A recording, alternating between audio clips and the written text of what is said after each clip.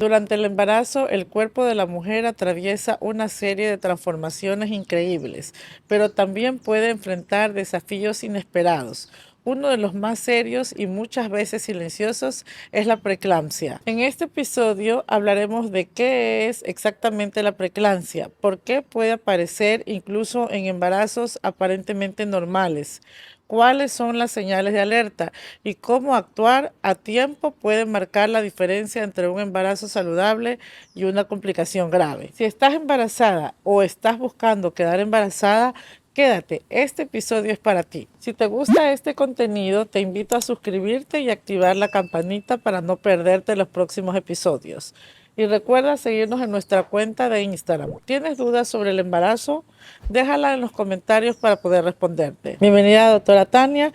Hoy vamos a hablar de preeclampsia. ¿Cómo está? Mucho gusto. Muchas gracias por la invitación. ¿Qué es la preeclampsia, doctora, y por qué es importante poder detectarlo a tiempo? Bueno, es muy importante que reconozcamos este estado hipertensivo del embarazo porque es lo que es, ¿no? Existen varios estados hipertensivos dentro del embarazo. Tenemos la preeclampsia, es uno de ellos. Está también la hipertensión crónica, la eclampsia, que es más grave. Dentro de ella podría considerarse el síndrome de HELLP y la hipertensión gestacional. Ya, la preeclampsia se trata de la hipertensión que se detecta después de la semana 20 del embarazo y que está acompañada por daños de órgano blanco, o les dicen DOP también, como y podemos ahí identificar la proteinuria y también problemas renales. Entonces de eso se trata. Ya, algo decir, bueno, de pronto lo podemos hablar luego, pero siempre las pacientes me dicen y se confunden que se ven las piernas hinchadas y ya es una preeclampsia. No necesariamente, o sea, el edema de las piernas es parte del embarazo en muchas mujeres. Muchas mujeres lo hemos presentado durante el embarazo, no necesariamente eso quiere decir que estamos entrando a preeclampsia. Tenemos que ver cómo se encuentra la presión. Si nos encontramos con una presión por encima de 140 la sistólica y de 90 la diastólica durante el embarazo, ya después de la semana 20, entonces ahí ya podríamos estar hablando de preeclampsia.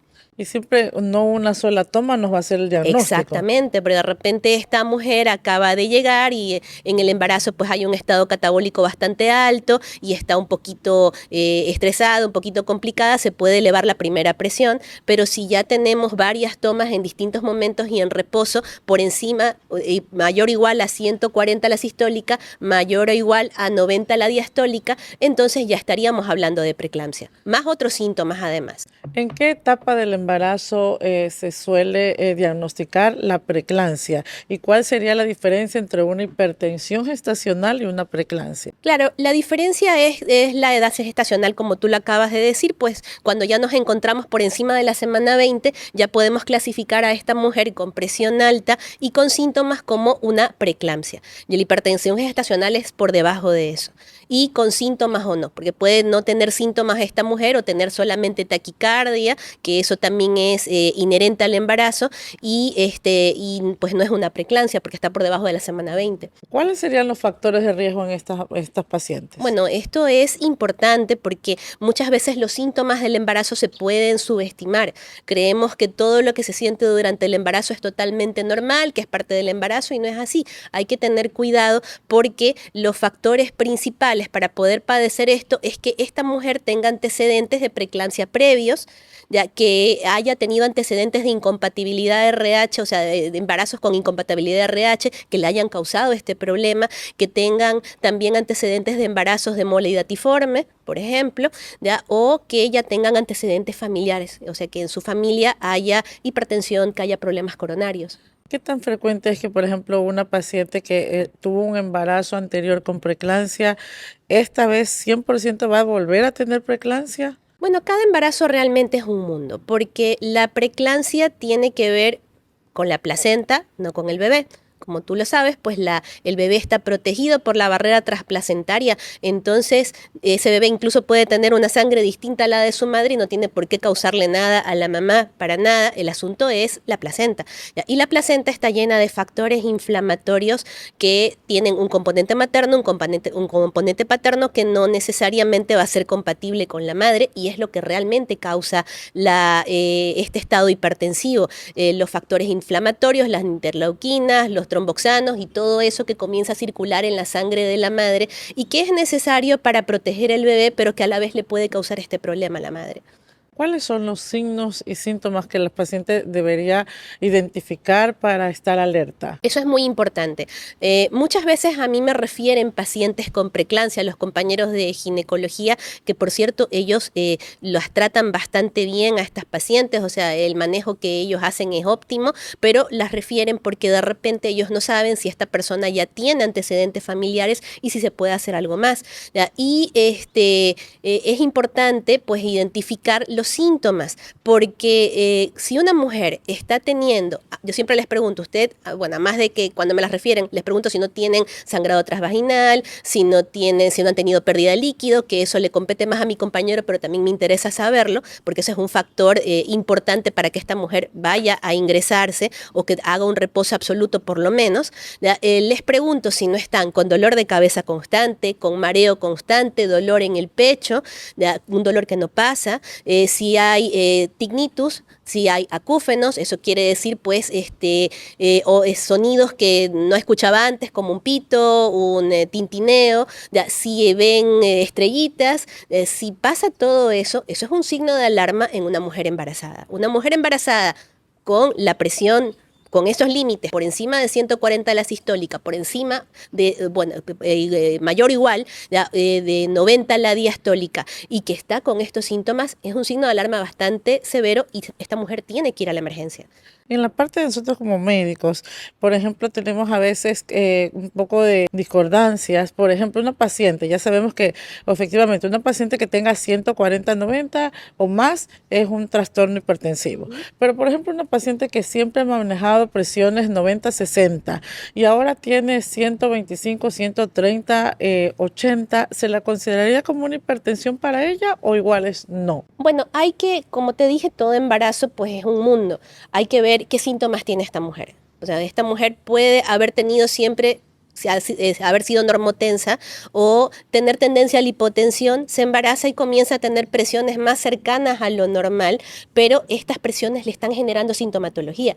Si tenemos tinnitus, acúfenos, mareos en este tipo de mujeres, síncopes, entonces hay que investigarlo, hay que ver cómo está el bebé, habría que hacer un monitoreo, ¿ya? Y colocarle un holter, porque a veces necesitamos hacer el diagnóstico de otra manera, no solamente con, a mí me gusta pues mucho que las mujeres se hagan tomas domiciliarias ellas mismas, pero muchas veces es necesario un holter, porque no sabemos cómo se encuentra la presión de esta mujer durante la madrugada, pero el holter nos ayuda más para eso. Ya, ¿y eso decía, cómo se diagnostica? ¿Cuáles serían los exámenes en este tipo de pacientes? En pacientes de este tipo que se están acercando a una presión mucho más cercana, valga la redundancia, a lo normal durante el embarazo, pero que están con sintomatología, se los colocaría el holter para ver cómo se encuentra su presión a la madrugada. Si están teniendo durante el día síntomas, este tipo de síntomas, tinnitus, acúfenos, mareos, y aparte de eso, su presión no está tan alta, ¿ya? Pero vemos que en el holter la presión se acerca a estos límites, ¿ya? Que se acerca a 140 o se acerca a 90 y se hace un promedio, porque la máquina del holter hace un promedio, entonces esta mujer tiene que tratarse como una preeclampsia. Ya, y por ejemplo, y de manera general, a todas las pacientes que tienen un riesgo, ¿qué otro tipo de exámenes podríamos hacer para detectar una preeclampsia o trastorno hipertensivo? Bueno, es importante ver la función renal, es importante ver la glucemia, hacer una biometría, ver la función hepática, porque la preeclampsia podría después, más adelante, llegar a un síndrome de HELP. La proteinuria, hay ginecólogos que todavía dentro de la consulta hacen la proteinuria con tirilla, que eso es muy útil, ¿ya? Pero hay que hacer pues también la proteinuria de 24 horas, eso es importante, ¿ya? Y ver cómo se encuentran las enzimas hepáticas. Hacer un examen físico, ver si esta mujer no está teniendo problemas de coagulación también. Y cuando nos piden hacer proteinuria o si no hacemos proteinuria en orina de 24 horas, ¿qué se busca exactamente en este tipo de pacientes? Se busca que la proteína de 24 horas tenga por lo menos 300. Un valor de 300 miligramos en 24 horas. Si estamos por encima de eso, estamos con un factor para que de hecho es uno de los criterios para poder encasillar a esta mujer dentro de la preeclampsia. Y por ejemplo, nosotros en la parte de ya cuando la paciente está embarazada, hacemos en el primer trimestre, aparte de los screening para ver malformaciones, hacemos la medición de las arterias uterinas. ¿Por qué nos ayudan? ¿Eso es como un pronóstico como para que se haga preeclampsia o no? Nos ayudaría, pero no está dentro de los criterios específicos, ¿no? De los criterios puntuales, pero nos ayudaría como para ver cómo se encuentra la velocidad de las arterias uterinas, si está aumentada, bueno, habría que decirle a esta persona, existe un riesgo de que tal vez su presión se eleve, tenga cuidado con la sal, no se le puede restringir completamente la sal a las embarazadas, hay que tener muy en cuenta eso, salvo que esta mujer ya haya tenido hipertensión previamente y se le esté generando otro estado hipertensivo que es la preeclampsia sobreimpuesta. Es decir, una mujer hipertensa que esté controlada ya previamente y que de repente esta señora se embaraza, ¿ya? Y bueno, hay que cambiarle los antihipertensivos porque no se le puede dar cualquier antihipertensivo en embarazada y comienza a elevársele la proteína en la orina de 24 horas y comienza a tener los signos que te estaba indicando. ¿Cuál sería el tratamiento en ellas? ¿Qué tipo de alimentación, medicamentos? Y en caso de que, por ejemplo, está controlada, ¿cómo sería que una vez que nace el bebé, la paciente se queda hipertensa o hasta cuándo esperamos que ya no esté hipertensa? No necesariamente, no tiene que pasar porque, bueno, la preeclampsia, como te dije, al ser inherente a los factores inflamatorios de la placenta, una vez que se saca la placenta, el problema debería de terminar. Se da un límite más o menos de hasta unas 2 semanas en que se puede mantener a esta persona con antihipertensivos, aunque muchas veces, la gran mayoría de las veces, una vez que termina el embarazo, se retira la placenta, ya la presión tiende a ceder. Uno de los fármacos que podemos, con los que hay que tratar a estas personas está, bueno, en la emergencia, en el caso de una emergencia, pues el sulfato de magnesio, la betalol, pero también podemos tratarla con calcioantagonistas, sobre todo de liberación prolongada para que no se tengan que dar dosis muy ¿Y el altas. uso de aspirina les ayuda mucho? Depende porque hay que ver si existen otros estados, si existe tendencia a coagulopatías o algún otro problema que pueden ser inherentes al embarazo. De hecho, la aspirina se le puede dar a mujeres que no necesariamente estén desarrollando preeclampsia, pero que se sospecha que pueden tener algún tipo de coagulopatía, síndrome antifosfolipídico o algún otro problema. ¿Y hay alguna relación entre como las edades extremas? ¿Una adolescente tiene mayor riesgo de preeclampsia y así como la paciente más añosa, más de 40 años, de presentar trastornos hipertensivos? Sí, realmente ambos extremos son bastante factores, porque la edad promedio, bueno, corrígeme si me equivoco, para que un embarazo sea lo menos riesgoso posible, está pues por encima de los 25 años hasta antes de los 35 años, para que esta mujer pues tenga un embarazo sin complicaciones, sin molestias.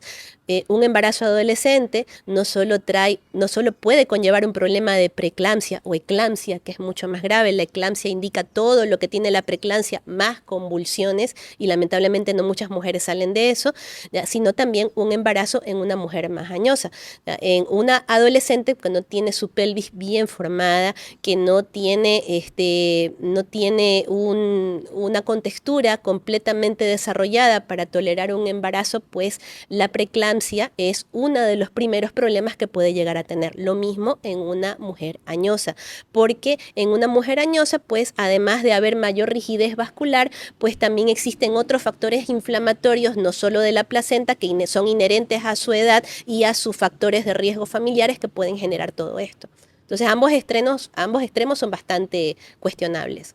Ido, ¿qué le recomendaría usted a una paciente o a todas las pacientes que han tenido factores de riesgo o preeclampsia en los embarazos anteriores y que pues que no tengan miedo? Porque yo tengo muchas pacientes que han tenido un embarazo de alto riesgo, complicado, muchas veces terminan con parto prematuro porque por más que hemos tratado de llegar a término, ya no se puede por el riesgo materno. Entonces ahora tienen un temor en el siguiente embarazo. ¿Qué le recomendaría a la paciente para que ella pues pueda tener un embarazo beneficioso en el siguiente? Bueno, antes que nada y por experiencia personal, tranquilidad. Tranquilidad y no pensar que lo peor va a ocurrir, porque todo embarazo es un mundo totalmente diferente. Ese ser humano que va a venir al mundo es un ser humano diferente al que venía antes o el que iba a venir. No hay que pensar en eso, no hay que pensar que lo peor va a venir. Hay que tratar de disfrutar cada embarazo de la mejor forma posible, olvidarse de todo lo demás y pensar que somos nosotros con nuestro hijo contra el mundo y se acabó. Y todo lo demás no importa. Ya. Y bueno, también sí hay que tomar en cuenta que hayan tenido problemas previamente, ¿ya? Y hay que concientizarse en que, bueno, si yo tengo antecedentes familiares de primer grado, si sé que mi mamá, mi papá tienen hipertensión, han tenido problemas coronarios, entonces sé que yo tengo que cuidar mi alimentación incluso desde antes del embarazo.